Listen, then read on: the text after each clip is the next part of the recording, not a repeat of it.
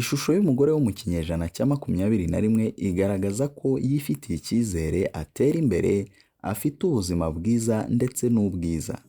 Ariko benshi muri miliyari 3.3 z'abagore batuye kuri iyi si yacu, buri mwaka bakomeje guhura n'ihohoterwa, gukandamizwa, kwigunga, ubujiji ndetse no kuvangurwa. Ibihugu byinshi hano ku isi byibasiwe n'ihohoterwa rikorerwa abagore. Ubuhinde nibwo buza ku isonga mu bihugu bibi ku isi ku bagore mu bushakashatsi bwakozwe na fondasiyo ya Thomson Reuters. Gusa niba utarakanda subscribe kuri YouTube channel yacu, aka niko kanya keza kugira ngo amakuru yose tuzajya dushyiraho ujye uhita ubimenyeshwa. Reba munsi gatoya y'iyi nkuru ijambo riri mu ibara ritukura ukandeho. Nukandaho uraba ukoze subscribe. Noneho uhita ukanda no kunzogera irahita iza iruhande rw'iryo jambo urabukanzeho kugira ngo amakuru yose cyangwa se ibyegeranyo tuzajya tubagezaho ujye uhita ubimenyeshwa. Igihugu cya 10 mu bihugu bibi cyane kuri uru rutonde rw'ibihugu bibi ku isi ku bagore muri uyu mwaka w'ibihumbi 2021 ni igihugu cya Leta Zunze Ubumwe za Amerika. Iki nicyo gihugu cyonyine cyo mu burasirazuba bw'isi kiza mu bihugu 10 bya mbere bitari byiza ku bagore, aho bakunze guhura n'ihohoterwa rishingiye ku gitsina, itotezwa, guhatirizwa kwishora mu mibonano mpuzabitsina no kubura ubutabera mu gihe bafashwe ku ngufu. Akarengane abagore bo muri Amerika bahura nako kagaragaye cyane mu mwaka wa 2019 ubwo havukaga ubukangurambaga bwiswe Me Too, aho ibihumbi by'abagore bakoresheje imbuga nkoranyambaga bagasangiza isi inkuru zabo z'ihohoterwa ndetse n'itotezwa rishingiye ku gitsina bagiye bakorerwa.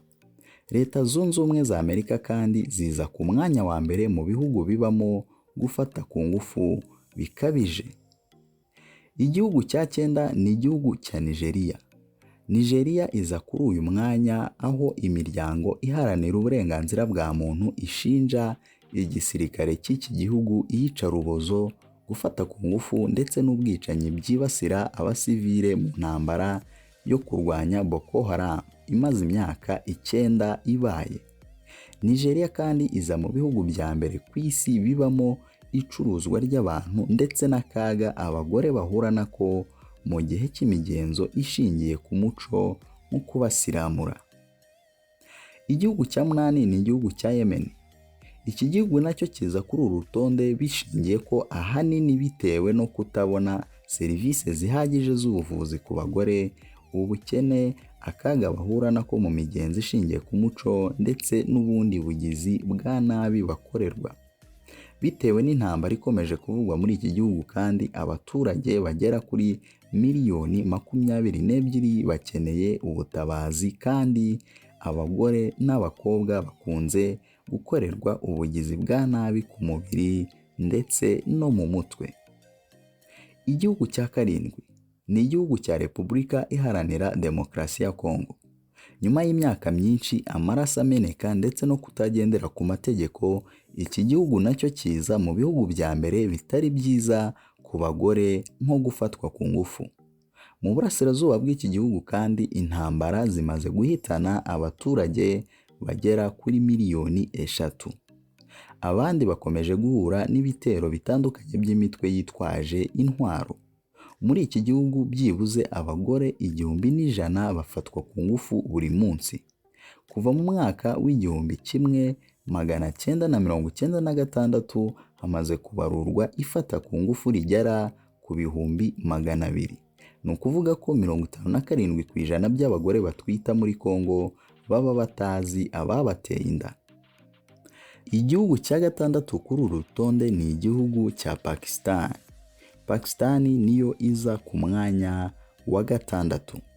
Ni kimwe mu bihugu bya mbere ku isi abagore bahora mu kaga.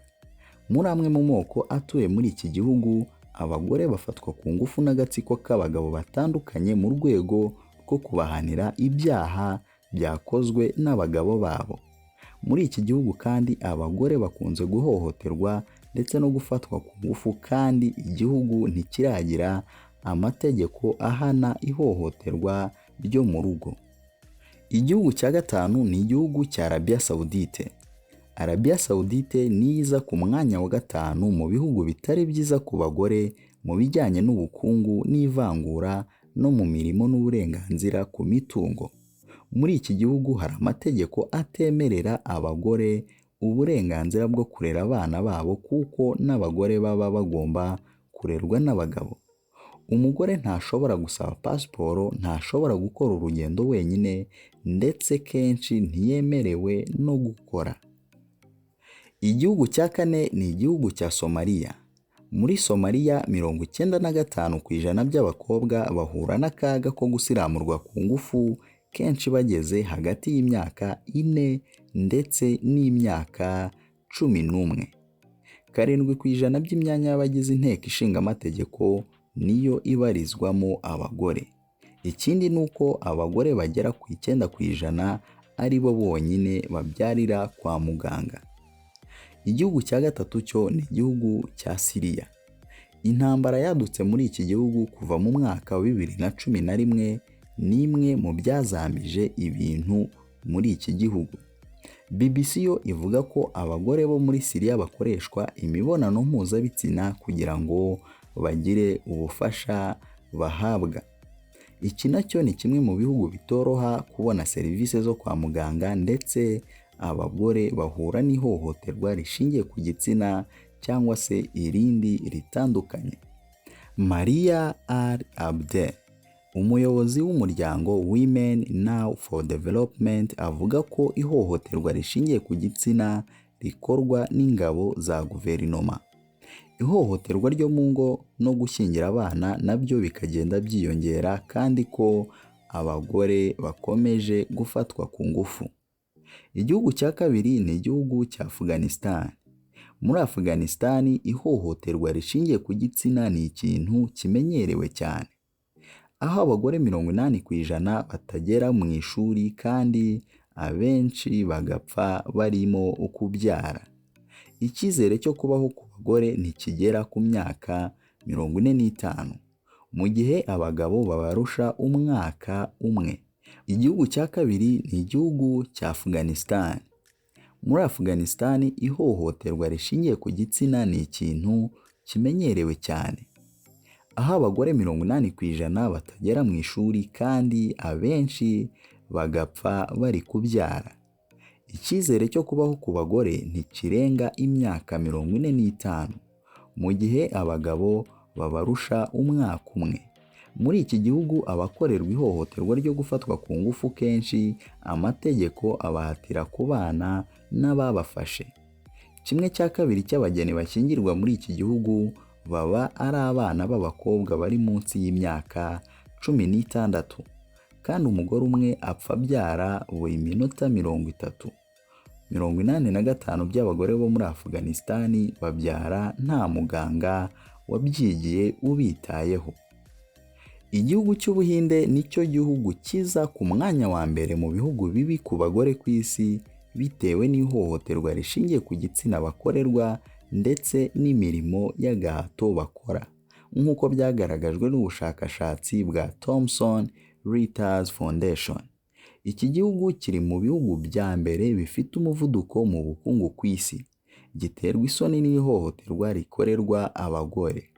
Buri minota 3 umugore wo muri iki gihugu aba ahohotewe mu buryo bumwe cyangwa ubundi, naho buri minota 29 umugore umwe aba afashwe ku ngufu, mu gihe umugore washatse buri minota 77, ubwo ni ukuvuga ko ari isaha 1 n'iminota 17 aba apfuye yiciwe mu rugo. Mu kinyejana gishize miliyoni 50 z'abakobwa bapfuye bakuramo inda. Abagore n'abakobwa babarirwa muri miliyoni 100 babaho biteze gucuruzwa, mu gihe abakobwa 44.5% bashyingirwa batarageza ku myaka 18 y'amavuko. Abagore bagera kuri 70% kandi mu Buhinde bakorerwa ihohoterwa ririmo gufatwa ku ngufu n'abo bashakanye, ihohoterwa rishingiye ku gitsina no gutotezwa. ihohoterwa rishingiye ku mico n'imigenzo ndetse hamwe n'icuruzwa ry'abantu ririmo gukoreshwa imirimo y'agahato, ubucakara bw'imibonano mpuzabitsina n'uburetwa bwo mu rugo. Nshuti bakunzi ba Real World News 250, n'aha ngaha dusoreje urutonde rw'ibihugu 10 bibi cyane ku isi muri uyu mwaka turimo w'ibihumbi 2021. Gusa niba utarakanda subscribe kuri YouTube channel yacu ariyo Real World News 250, kanda subscribe nonaha kugira ngo andi makuru cyangwa se ibindi byegeranyo tubagezaho uzajye uhita ubimenyeshwa.